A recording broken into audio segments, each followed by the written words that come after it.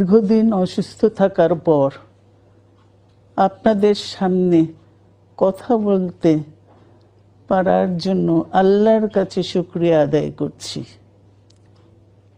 আমার কারাবন্দী অবস্থায় আপনারা আমার কারামুক্তি ও রোগ মুক্তির জন্য সংগ্রাম করেছেন, দোয়া করেছেন।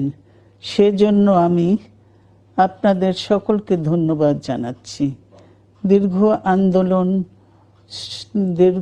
আন্দোলন সংগ্রাম ও ত্যাগের মধ্য দিয়ে আমরা ফ্যাসিবাদী অবৈধ সরকারের কাছ থেকে মুক্তি পেয়েছি। আমি আন্তরিক ধন্যবাদ জানাতে চাই আমাদের বীর সন্তানদের, যারা মরণপণ সংগ্রাম করে